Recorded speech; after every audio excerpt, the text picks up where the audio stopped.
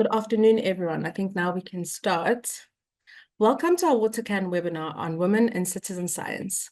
I am Masoho Motoneng, Brand Manager here at Outa, and I'm excited to be your host today. Citizen science is a powerful tool that enables ordinary people to contribute to scientific research, and our panel of dynamic women who have been at the forefront of this movement, breaking barriers and making significant impacts, are joining us today. Today, we'll explore their incredible contributions, hear their inspiring stories and successes in using citizen science for a meaningful change. On our panel today, we have Tanisha Curtis from Ground Truth, Eminent Mabuza from Carolina Eco Green, and our very own Nomsa Daele from WaterCan. Before we head into this important discussion, you are encouraged to participate and engage throughout. So please make use of our chat functionality and send through your questions in the Q&A section. To kick off, we'll kick off with Tanisha. Tanisha is a research assistant at Ground Truth, an environment and engineering consultancy based in Hilton, KwaZulu-Natal. She is the lead researcher on a currently active Water Research Commission project, which Ground Truth is leading in collaboration with the University of KwaZulu-Natal and is supported by UNICEF. This project focuses on evaluating citizen science for water quality, monitoring techniques, and its potential to contribute to a broader water resource monitoring and management through the generation of the State of Rivers report from a citizen science perspective. Tanisha, we're going to hand over to you, and you're going to tell us, what is citizen science? Thank you for that intro, Maseko, and good afternoon, everyone. So what is citizen science? The question of the day. So citizen science has so many varying definitions, but to keep it broad and all-encompassing, I'd say it's participatory science. It's also referred to as community-based science or crowdsourced science. But a definition that I quite like using is to involve citizens and to involve people in the scientific process. So from hypothesizing, so that's just asking a question, to investigating, to finding out the cause of problems and issues which people are facing, all the way down to finding data to support what you're trying to say or evaluate what you hypothesized, and of course concluding with that. And I think it's a very accessible way to apply science in whatever context. Not only is it limited to the water field, but citizen science can be applied in other fields as well, like biodiversity and healthcare even. So yeah. Cool. So Tanisha, you're currently pursuing your master's in hydrology with UKZN. Can you tell us more about this master's degree and the work that you do with Ground Truth? Sure. So as you've mentioned, I'm a research assistant based at Ground Truth Consulting, and I'm on this WRC, the Water Research Commission project, which is supported by UNICEF. So there's great interest and investment in this space, in the citizen science space. And so it's through this project that's being led by the University of KwaZulu-Natal that I've been brought on as the lead researcher and the master's student on the project. So it's a very good alignment between project and masters. And it really is, as you said, the State of Rivers report from a citizen science perspective. So it really is looking at the value which citizen science can have and what can be accomplished through citizen science techniques.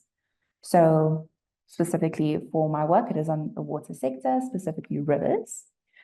And it's using these accessible tools and techniques to be able to monitor what's going on in our river systems. What are the issues which our river systems are facing? What are they caused by? What is the effect of that?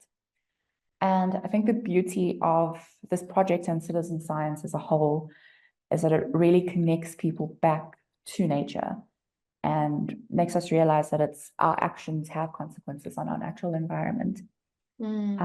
So this project really is trying to bring as many people as we can across South Africa to take action for their rivers and go out and monitor their river systems. And from that, we're hoping that this will show the value of what can be accomplished with citizen science. If we can tell the story of what our rivers are going through citizen science practices, I think that speaks not only for the practice itself, but it also speaks a lot to the interest and the impact that we as citizens can have.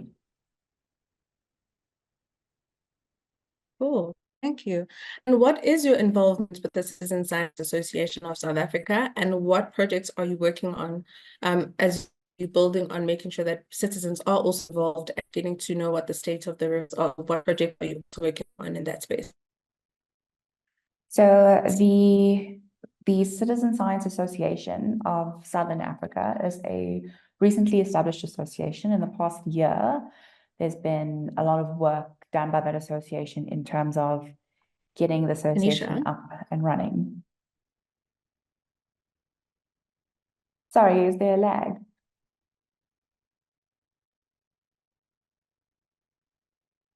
Tanisha, there seems to be a lag on our side. Sorry for that. Not a problem. I was just saying the Citizen Science Association of Southern Africa has been doing a lot of work in the past year, or just under a year, to get established and up and running. And if I can just read the vision of the association, I think it really captures what the association is aiming to achieve. And it's towards democratizing science and knowledge to build a citizen science movement and realize social and transformative justice for the region of Southern Africa. So I think that summarizes it well. And through this association, there's also, of course, collaboration is key, especially in the citizen science space. It's all about connecting with our environment, but also with each other. And the association also isn't limited to just water work. It's also all encompassing. So that is something that myself and Ground Truth are involved in. So it's not directly related to the State of Rivers project, but we are definitely supportive of the association. And I play a co-secretariat role on that association. Well done. So tell us, Tanisha, what would you tell a young girl who'd like to go into science or citizen science? What would your message be to them? I would tell a young girl, especially a young girl that looks like me, that science is fun. and despite your peers or whoever telling you that it's not that easy and it's not really something for a girl, and can't you do accounting instead or something safe, I would say just go for it. If your passion is there, just go for it, and the opportunities will come. Oh, thank you very much, Tanisha. Please do not forget to send your questions in the chat box and also in the Q&A functionality for Tanisha. But we'll also take your questions at the end. So now we'll move over to Imminent. Imminent Mabuza is the founder and advocacy manager at Carolina Eco Green, a leading environmental organization based in Carolina, Mpumalanga, with a clear purpose and vision centered around environmental justice, mining, community health, and water stewardship. In April this year, independent water tests conducted by Carolina Eco Green using water can testing kits revealed alarming results with high levels of E. coli and chloroform bacteria. Welcome, Imminent. Imminent, can you tell us a little bit more about your organization and the work that you do and you're involved in?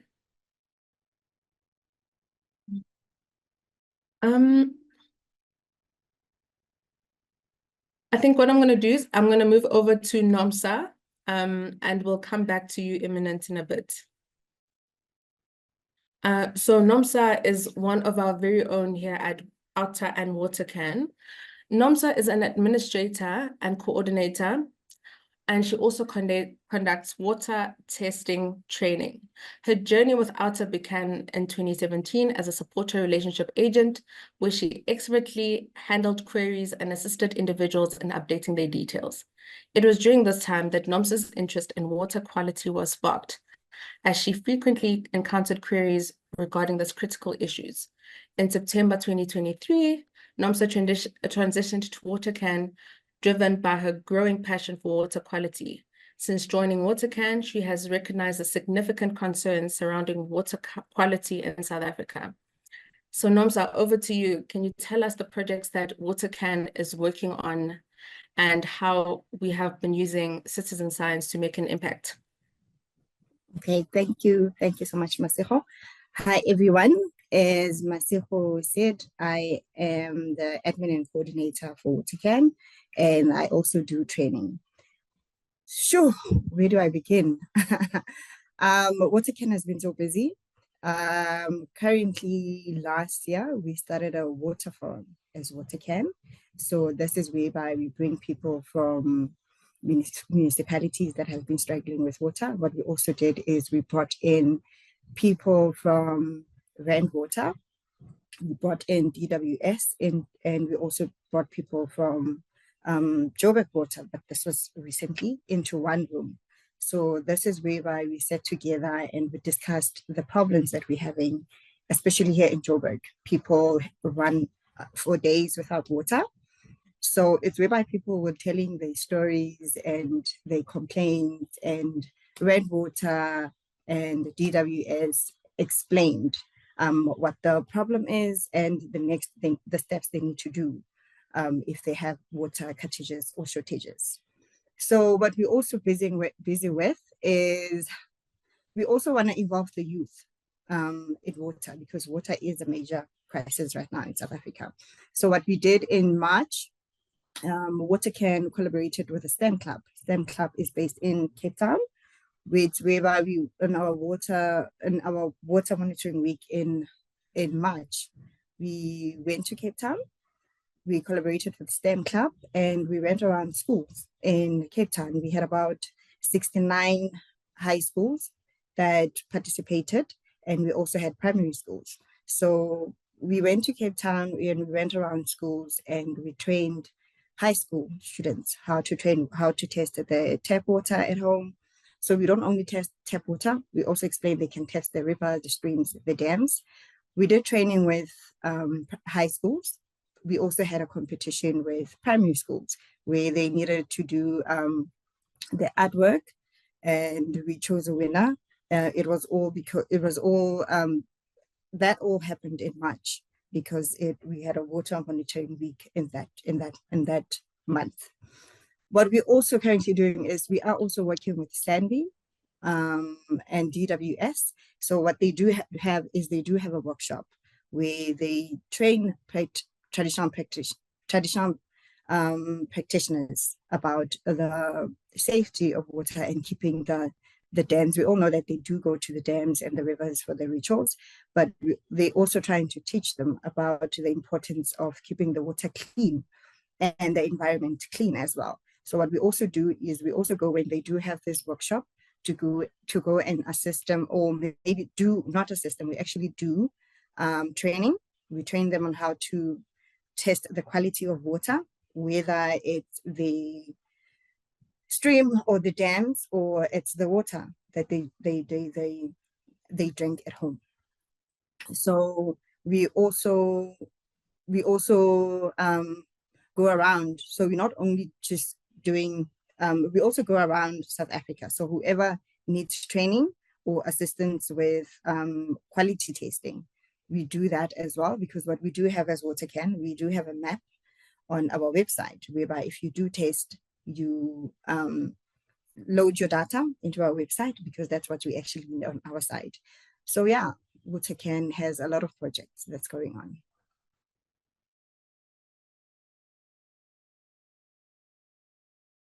Sorry about that.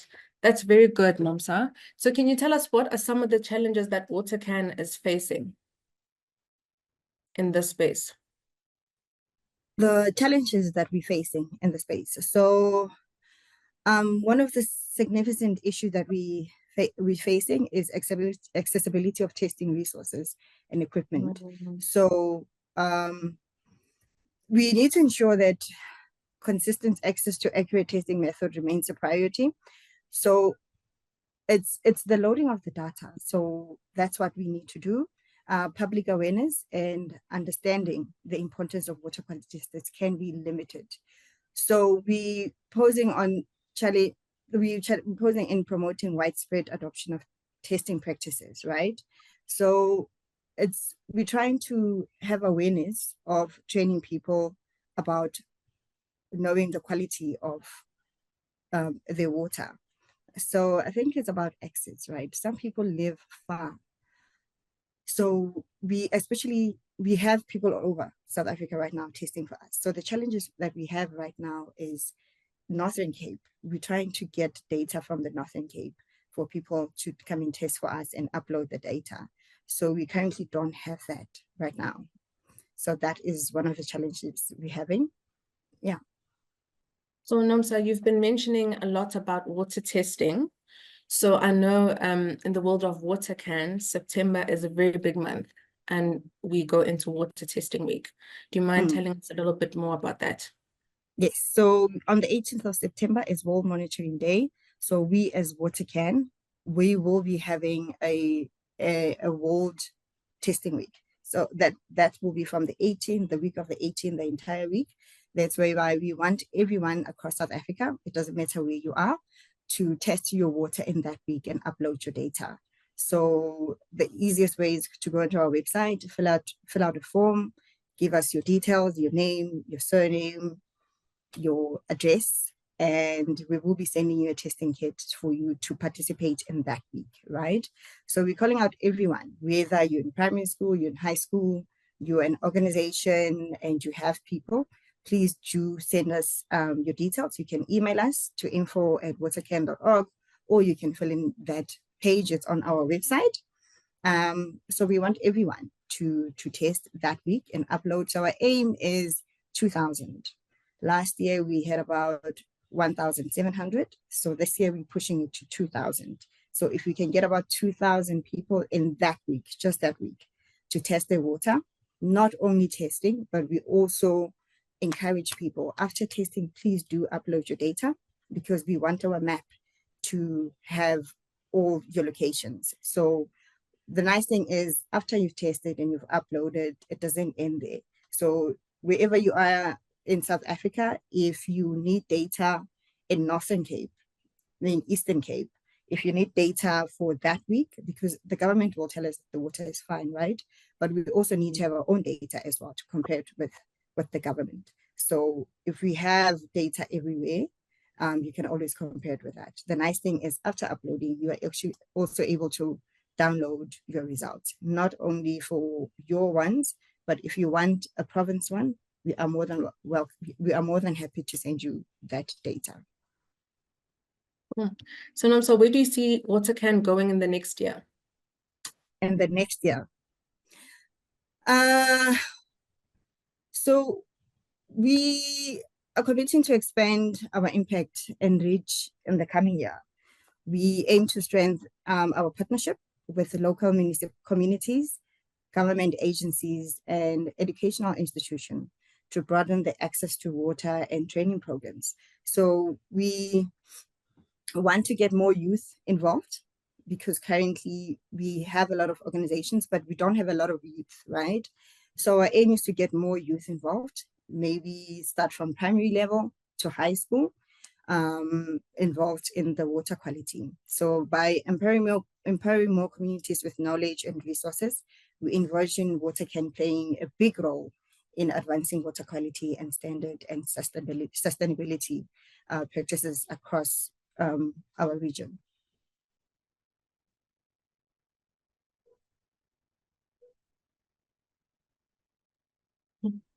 Thank you, Nomsa. Thank you. I'm gonna go back to Imminent. Imminent, are you with us now?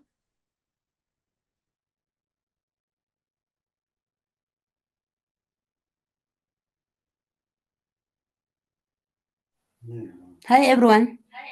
Hello. Oh, sorry, guys. My network is really bad in this side. No, sorry about that, Imminent. I'm going to just pose a few questions to you. Can you tell us a little bit more about your organization, the Carolina Eco Green, and the work you do and the work you're involved in? Okay, may I start now? Yes, you can. Okay. Firstly, I would like to introduce myself. My name is Nondumiso Imminent Mabuza, a founder and an advocacy manager of Carolina Eco Green Economy, a leading environmental organization with a clear purpose and vision, whereas centered around environmental justice, environmental health, mining, and water stewardship. Carolina Eco Green is a dedicated to advocacy for safety drinking water for all the residents in Chief Albert Lutuli and surrounding area. We as women, we suffer the most because we have to go far to fetch water from the groundwater source. We have to go to fetch water from the groundwater source for our families. And also in mining, women are excluded economically, employment, and violation of their environmental right and social right. So Carolina Eco Green, advocating for clean water, invasion of a future of residents of Carolina has access to safe and clean drinking water. We conduct water testing kit on monthly basis using water can and water testing kit to monitoring our water, our tap, river, dams, and reservoir, and encourage residents to actively participate in demanding better water management and accountability from the local authorities. We must be aware that most of the municipalities in South Africa are not complying when coming to access to clean water, and communities are not informed about any water development that is taking place in the community.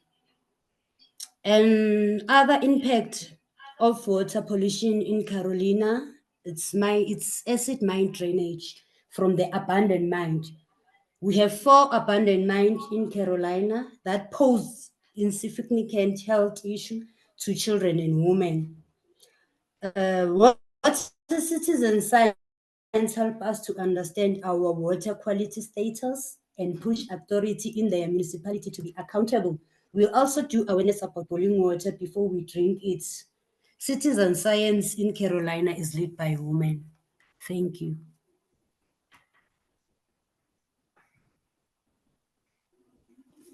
Thank you, Imminent. Can you tell us a little bit more about how you got involved with WaterCan? Last year on 2023, I was in Cape Town for a class of rights and remedies. That's when I meet Dr. Ferral. I communicate with Dr. Ferral to help us in my community because we have water polluted and the municipality is polluting our water with sewer drainage. So I've been contacting with Dr. Ferral, and Dr. Ferral say to us, okay, guys, I must give you water testing kit and show you how to test water so that you can test your water on yourself. That's when I meet Dr. Ferral and WaterCan. So ever since then, I've been working with WaterCan since from last year up until now. And you mentioned that you educate the community about boiling their water and some of those initiatives. Do you mind telling us more about those education drives that you do in the community? Yeah, after we find out that the water is polluted with acid mine drain, sewer spillage. So we conducted the test, then the test come back to say the water is unsafe for people to drink. Then we consult Dr. Ferral to clarify those results for us.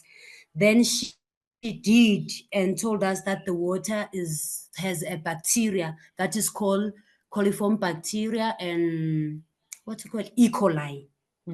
That's when we started the awareness on our social media page to alert the community about the danger of consuming the contaminated water. And what are some of the challenges that Carolina Eco Green is facing at the moment? At the moment, you are facing the challenges that you are facing is that when you contacted the municipality don't respond. When you try to get some help from other parties, other departments, either they do help us and come and monitor and see and evaluate the place, then they go and never come back. But ever since we meet Dr. Ferral and Mr. Murray, that's when we see that Carolina Eco Green is growing, and we know where we are going from there. And we also contacted the IUCM, the ones that own the catchment around Carolina, but they don't do anything. It seems like there is something going on between the IUCM, the municipality. That's where we are lying on to. Thank you very much, Eminent. We're going to open up now the floor for questions, and we're going to kick off to a question, Tanisha, to you. How do you get more people involved in citizen science and empower them to be citizen science through water testing and some of these initiatives? Yeah, we've got a WhatsApp group for Carolina resident, and we also post on social media. Then we gather maybe once in a month so that we can teach them how to test water so that they will take care of their water. Thank you. And Tanisha? So that's why we always, as Carolina Eco Green, encourage young people to be engaged in this part of activity, because we are not doing this for ourselves. We are doing this for the whole community and surrounding areas of Carolina to make change, to drink clean water, because it's been 13 years since this water is contaminated. Tanisha, do you want to add on to that? Yeah, if I can just also add on to what Eminence has mentioned, social media is a powerful tool as well for spreading awareness and different ways in which we can use citizen science. And then just to answer that in more general terms, I think it's easier to get involved in citizen science than people might first initially think that it is, especially those who are just hearing about it for the first time or haven't really worked in the citizen science space before or been exposed to it. It depends on again what space you're looking at, but for the water space, I know a good place to start, of course, is looking at the organizations who have been in the citizen science space. So looking at what a water can is doing and how the kits are being applied. Ground truth as well. We have the person who developed the mini SAS, the mini stream assessment scoring system. So you could inquire with ground truth as well. But there are a lot of organizations who have taken up citizen science practices specifically for water quality monitoring. And again, going back to the point Eminent made about social media, doing a quick search on LinkedIn or Facebook or Instagram on citizen science in South Africa will come up with quite a bit.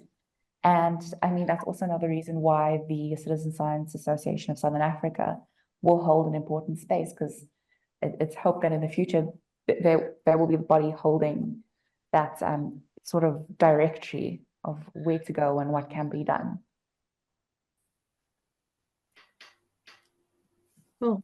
Thank you, Tanisha. And Nomsa, a question for you from Pumla Williams is they want to know if there any advice you can give to a community where the test results are negative, and also if results are clean, do you also give advice to the community how to keep their water clean? Okay, so if your water is not clean, right, the first thing we do is, if you've tested your house and you find that your results is unsafe, we advise that you first need to test maybe your neighbor's water first. If the results are the same, the second thing you should do is report it to your councillor. Remember, you can download your result on our website, and tell them that you used our testing kit. So you need to report it to your councillor, and then your councillor needs to alert your municipality. So your municipality will also need to issue out a boiling water, right? So if nothing has been done, like Tanisha has been saying, social media, you can report it to your social media. I think that's when action or people will start to be aware, and then awareness will be brought out to your communities as well. So if your water is clean as well, we also advise that you keep monitoring it. Just because it's clean today, we also advise that maybe after 2 months or 3 months you test again, just to keep monitoring if your water is still clean. Oh, Leah wants to know, do organizations when invited? Okay, Masero, please repeat that. I couldn't hear the question. Got that? Please repeat that. Sorry, Zotile wants to do workshops. Organizations are invited. Okay, I'm struggling to hear you, Masero. I think there's a lag. Please repeat that. She wants to know which organizations. If you do workshops with other organizations when invited. We normally get invited to workshops. We normally get invited, like the SANVI and Department of Water and Sanitation, they do invite us to the workshop. STEM Club sent us an email around last year, and then we got together to a meeting. We discussed the collaboration for March. If you have a workshop and you would like to invite WaterCan, please do so. You can just send us an email at info@watercan.org.za. Oh. Another question to any of you ladies can answer this is from Edward wants to know what is happening when water projects such as refurbishment of wastewater treatment plant is not completed on time and the communities are not informed about it. If I can just ask for points of clarity, is that relating to how citizen science could help? I think so. I think so. I think so. Eddie just dropped it in the chat. Yes. I don't have a direct response to that, but I have a related story. Go for it. There is a citizen science tool called a clarity tube, and that has been proven to it's a meter-long perspex tube, and that has been proven to be able to use that tube to be able to determine the clarity value of a river, and from that you get a value for total suspended solids once it's put into an equation which has been derived from a lot of research which has been done. And I would say in this context, wastewater treatment works are generally evaluated, the performance is evaluated against values of total suspended solids of the effluent that comes out of those systems. So if there is a wastewater treatment plant that has not been completed, you can use citizen science to build up a database to say, here's what the total suspended solids values are every day from this wastewater treatment works. It is either it's not performing or it is performing. And I'm using this from a case study in a township in Howick in KwaZulu-Natal called Shiebazali. This is what people in this township did. A lady by the name of Zandile, and she collected these clarity values and built up this database. And that helped strengthen her case when they went to the local authorities to help address the issue and actually see the impact that it's having on people who are getting sick. So I don't know if it's directly answering your question, but I think that can be a related case study. Thank you for those insights, Tanisha. I'm open. Nomsa, go for it. Okay, so I just wanted to add on what Tanisha is saying. I think it's also related to activism part of the citizen science. So people must be involved in monitoring the project, and and if it's not being done properly, they have to demand answers from the municipality. And the whistleblower, they can also be whistleblowers to expose things that are not being done correctly as well. Thank you, Nomsa. I'm going to open the floor to the ladies. Imminent, any last thoughts that you'd want to share and tell us more? Do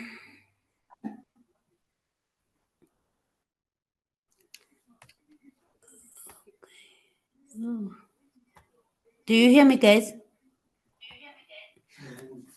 Okay, Yoshma, I would like to share with you is that next week on the 13 and 14, Carolina Eco-Green will be launching their first workshop for water citizen science here in Carolina. So we were looking forward to engage with many people, and we also invited the municipality, all the department that is involved in this, what we are doing. Thank you. Thank you, Imminent. Tanisha? I just want to reiterate that citizen science, it can be easier to get involved. You don't need to have a huge project to start getting involved in citizen science. It can be something that you just go and do on a Saturday afternoon. You go down to the stream and to your local stream and test it. And I mean, every bit of data contributes to this greater motivation for citizen science practices. And it really shows that there are so many applications for the science, and the involvement of citizens is absolutely essential. So even if you think your mini SAS, your once-off mini SAS, or your once-off water can test down at your local stream, it doesn't mean much. In the grand scheme, everything will accumulate and it makes a big impact, especially in motivating and promoting the science. Thank you. Thank you, Tanisha. Nomsa?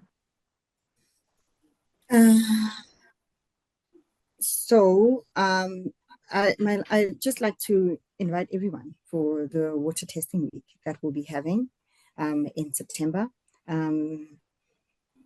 Please, as I said before, I'd just like to reiterate, wherever you are in South Africa, please do join us for that week.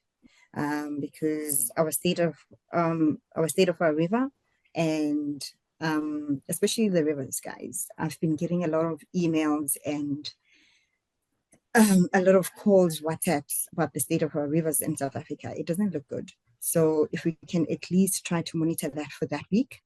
I don't think it only ends with monitoring as well. If we can get a lot of people who also volunteer in river cleanups, I think, a lot of river cleanups will do a lot of difference in our rivers.